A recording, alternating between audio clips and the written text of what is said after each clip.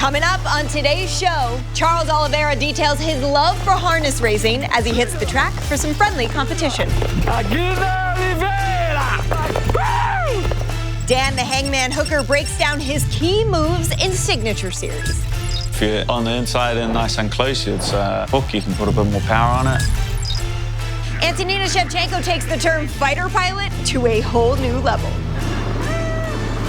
And as we welcome fans back to arenas, UFC fighters reflect on the historic pandemic period and what it meant for them to keep fighting on. Hey everyone, and welcome to UFC Connected. Charles Oliveira's passion for competition goes beyond combat sports. When he's not training for a fight, the UFC lightweight spends much of his time on his farm, and his particular enthusiasm for horses has grown into a budding interest in harness racing. While he does saddle up and go racing on occasion, Charles is mainly focused on running the team with his longtime friends. We visited Charles at his stables to learn more about the sport and what drew him to it.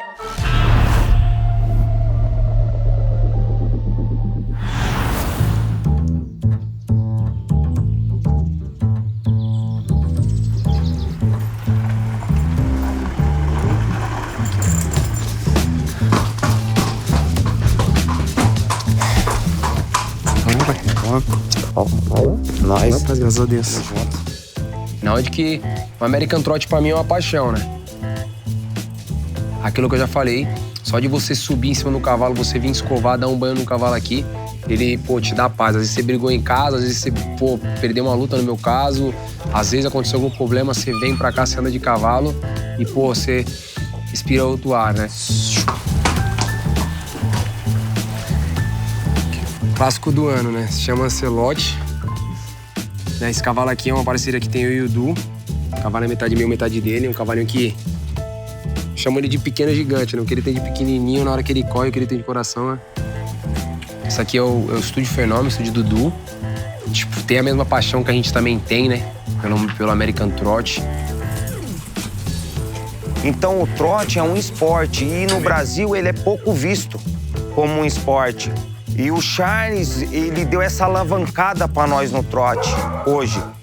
Ele ajuda a gente a divulgar, ele participa, ele treina. Então ele vamos supor, ele encaixa totalmente junto com nós no time. Ô Gia, ó quem tá engatando o teu, Gia. Aconteceu uma ocasião que eu tive um problema com uma égua chamada Cachimal, que eu gostava muito. E o Gia acabou chegando e me ajudando com isso, né, há um tempo atrás, e aí pegou. Porque quando eu conheci ele, ele sempre teve cavalo, mas é cavalo comum, sabe? Daí eu mostrei pra ele o mundo do trote. Mostrar o mundo dos cavalos e tal. E aí, do nada, ele abraçou a causa da luta também, começou... Charles Oliveira is back in the octagon tonight. Falar do Gil, o cara do baldinho, Gil, só vai lá porque gosta mesmo, porque tá perto. Ele tá de canhota. Oh! Big right from Oliveira. Hammer fist. Nick Lentz is down. Charles to Bronx Oliveira.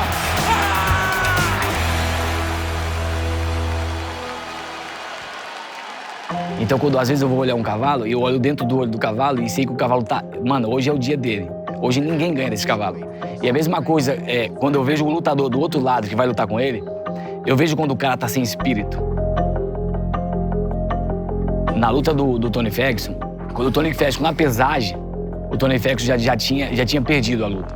E quando o Tony Ferguson, pode prestar atenção, quando ele entrou pra lutar com o Charles, ele não olhava no olho do Charles. E eu tava no colo e falei, Charles, você já ganhou a luta. Esse cara não tá aqui. Ele não tem espírito pra lutar com você. This guy's something, man. I mean, just what you're seeing so far. Who does this to Tony? He is on another level right now.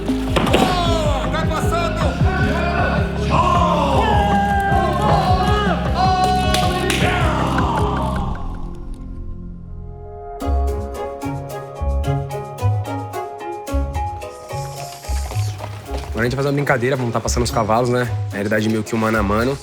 Vou passar agora o cátago, o cavalinho do Gia. Vou fazer um mano a mano. E a rivalidade, eu e ele. E ele tem uma rixa, né? Ele e o Gia. Aí eles vêm aqui e eles correm aí, se divertem. Como é que vai terminar esse treino? Vai terminar? Meu braço levantado, né? Vou amassar a placa, filho. Vou amassar a placa do Gia. Tô do lado. É tipo assim, ele fala, não, hoje eu vou te bater, hoje eu vou te amassar. Eu falei, não, cuidado que aqui o chumbo é grosso. Vai.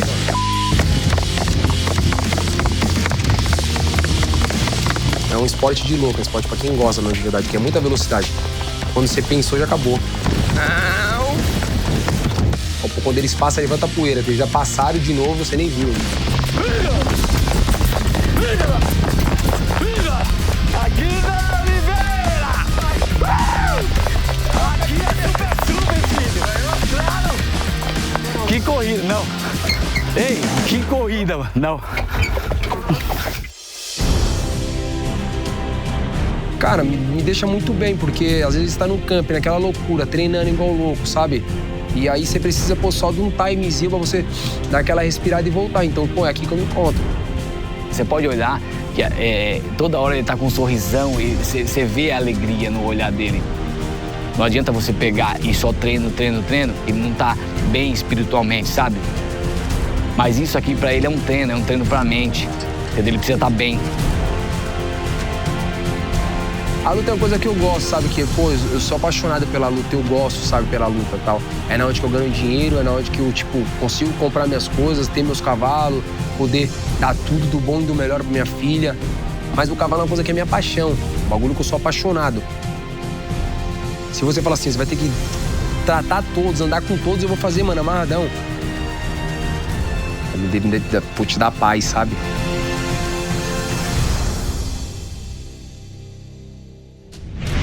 UFC lightweight contender Dan the Hangman Hooker is a proven finisher inside the octagon. His outstanding ability and aggressive style have assisted him in getting wins over some of the toughest fighters in the division. And they made him a fan favorite along the way. The New Zealander takes us through his go-to techniques in Signature Series.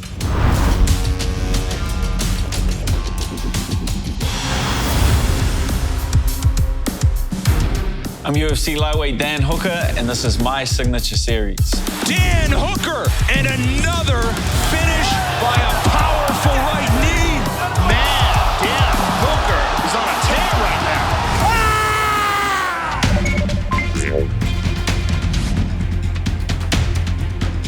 now. It's pretty difficult to land a head kick. It's a very obvious move, so it takes a lot of setup. Wearing a guy down and making him think about different targets. If you can hurt his body and his hands kind of drop low, then it will open up the head kick. You want to throw it as he's moving towards the target, and then you don't have to put as much power in the kick.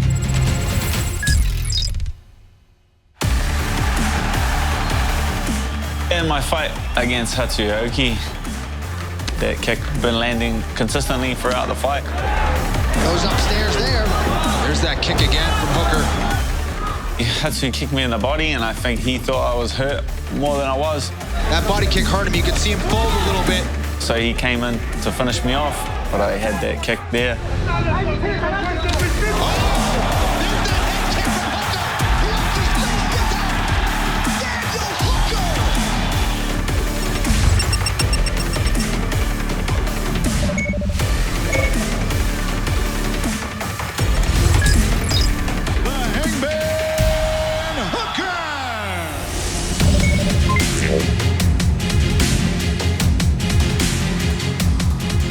We work the left hook a lot. In the gym, they just have me drilling it. So when I'm out there, it just comes out. You can use a left hook from all different ranges. Out longer, it's a bit like a jab.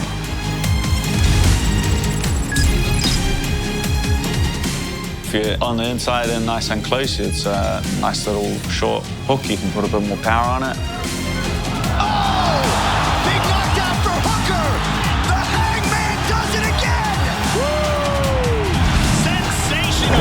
Left hook to the body, left hook to the head, and it just puts burns on his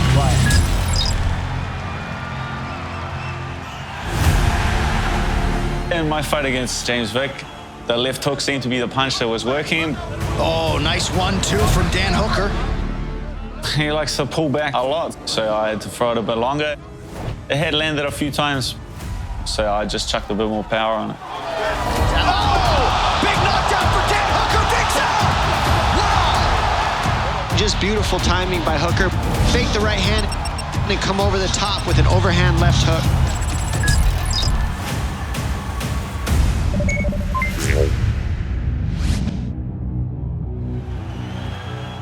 Something that I've had in my arsenal for a very long time is just a nice sharp knee up the middle. Oh, big knee, and Jim Miller is out! The bone on your knee is so dense, and the chin, the nose, they're very weak, so knee versus chin, knee's gonna win that every time.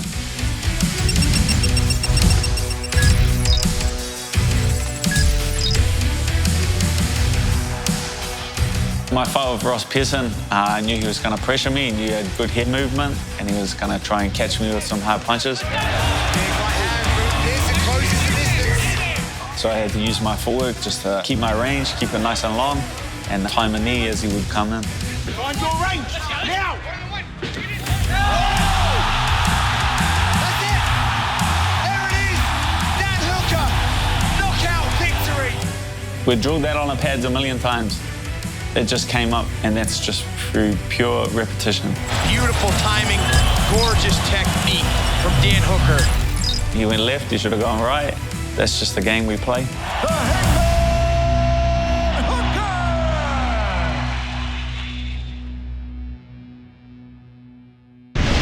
UFC flyweight Antonina Shevchenko recently accomplished her longtime goal of becoming a fully licensed commercial pilot. The achievement comes after years of training and dedication, which Antonina believes has a lot of parallels to her life as a professional fighter. She invited us along for a flight over Nevada in her personal plane in Ultimate Access.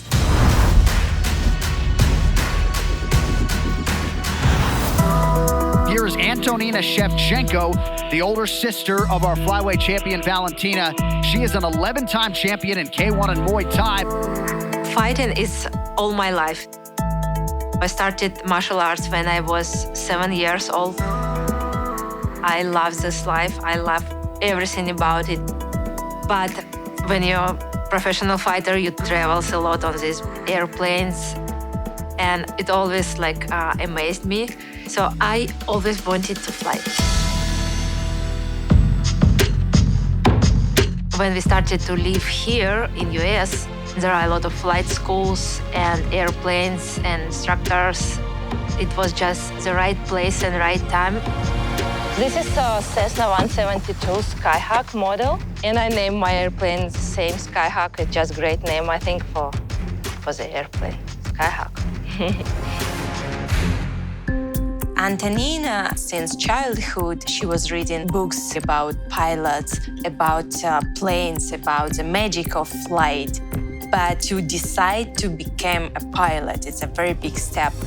You have to know how every single piece of the airplane works. If something happens, you have to be able to handle the situation. Nothing is obstructing the movement. Everything's secure here. With airplane, you want to check everything. There are similar things about fighting and flying. Inside of octagon or inside the ring, you cannot hide something you don't know. The same in flying, so you cannot hide. You're on your own. You better know what you are doing.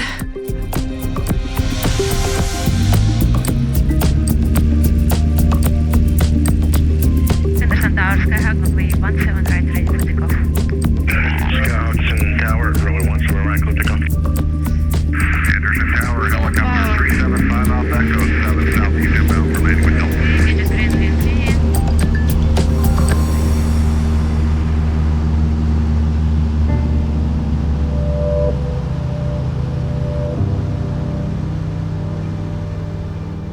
Today, we just a little trip over Colorado River, over Lake Mead, over Hoover Dam.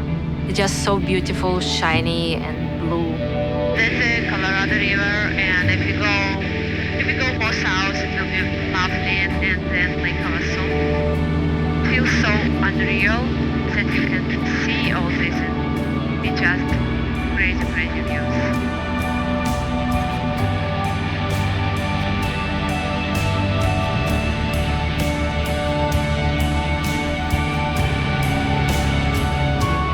This is actually my commercial pilot practice maneuver, steep turn 50-degree bend. you're flying, feeling euphoria of, oh, I'm flying, so everything's so beautiful. It's not good because you can miss stuff. You still have to land. Okay, so I'm going to start my descent because the airport is right there and we have to then go to altitude. What they teach you in aviation from very, very beginning, stay cool, land, secure your airplane, everything good, then this was good. It's a big dedication. Seeing her doing like day by day, studying, flying, do it the same time like as her training camp for martial arts, I'm so proud of her. I definitely love both fighting and flying. I think I have just big passion about flying now. I love both, and I'm very glad I have these both things in my life that I love very much. The global pandemic was a historic period that will be remembered for generations. In a time of unprecedented uncertainty, the UFC found a way to safely proceed and hold events. It was a time to adapt and overcome. And as the world starts to look at an eventual return to normalcy, we asked our UFC fighters to look back at this era in their career and tell us what it meant for them to fight on.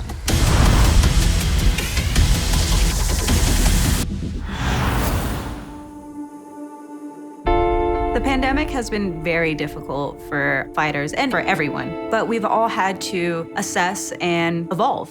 Very uncertain times. Nobody kind of knew anything or how things were going to work or how things were going to change. I think that scared a lot of people. We didn't really know how long it was going to last, how long things were going to remain closed. Early on in the pandemic, we didn't know if there were going to be any opportunities to fight that year. You know, obviously stuff like Fight Island and the Apex wasn't even talked of then. Right at the beginning, I had a fight lined up and it got canceled. And then I was kind of uncertain, how long is this gonna take? When am I gonna be able to fight again? And fortunately, you know, the UFC did what they had to do and was the first sport back. And I was able to be there in that first card and I was relieved. Dateline, Jacksonville, Florida. After a near 2-month pause in the action, the mixed martial arts leader is back. This is UFC 249, Ferguson versus Gaethje.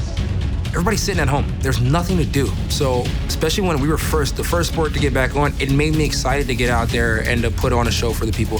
When I found out the UFC would continue moving forward, having events during the pandemic, they were gonna build an actual facility just for us in Abu Dhabi, I was grateful. To be able to still work during these crazy times when a lot of people are out of work because of the way the pandemic hit, it was truly a blessing. UFC has really took the forefront of sports during this COVID era, you know, being able to have something for athletes and families and friends to get together and watch and, you know, do it in a safe manner. I think, again, it's another example of the UFC and fighters in general just pushing through when it's really, really tough. I think that we were the perfect ones for the job because I think we're the ones that always do that. It's very different to walk out with no crowd. You know, a lot of people draw off the crowd and the energy is very great, but to not have that is definitely different. So it's one of those things where you really have to lock in and focus. I love feeling the energy and I love having everyone feel what I feel. And so I did miss having the fans because it's an emotion that cannot be duplicated. When Bruce Buffer announces us and usually we hear the crowd cheering and screaming my name, and then I hear Bruce Buffer and there's nothing but silence. It's kind of weird. You can hear everything. You can hear your corners, their corners. Most of all, you can hear your opponent, sharp breathing or the punches, the kicks landing. You know, from a fan, especially watching it on TV, I love it because you can hear every gush, gush, gush, You get to hear your coaches completely clearly. You can hear your opponent's coaches. Sometimes you hear the commentators saying things. Hardy hasn't checked the kick yet. It's just like a whole array of voices that you never get when there's a heap of fans just yelling in your ear. Shout out to DC. I heard him tell me to go check. I need to figure out how to check it. So I started trying to check him and game changer. I love the silence because I'm all the audio you'll ever need. Tell me when the shot's coming, brother. What about after the play? Can you talk to him? It is the night of all nights for the combat sports leader in front of a capacity crowd for the first time in more than a year. This is UFC 261. UFC 261, I mean, to be able to have the crowd back and that different type of atmosphere, but at the same time new, but at the same time old, it's like, wow, this is happening again. Being a part of UFC 261 was really, really important to me because I was in Jacksonville at the very beginning of the pandemic when we were the first sporting event back in general. So it feels really cool to be there at the beginning of it and then, you know, be there at the end when fans are back and people were feeling like they were normal again. We keep the ball rolling, we keep going, and I'm just glad this didn't stop us. I think I speak for everyone when we say we're grateful that they still give us the opportunities to fight during the lockdown, to continue to provide for our families. I think the UFC did a remarkable job in the way they continued business and operations during this crazy time. I think it's going to be looked at in the future. It's going to be studied, it's going to be revised, it's going to be followed. Dana White and everyone associated with the UFC has made history.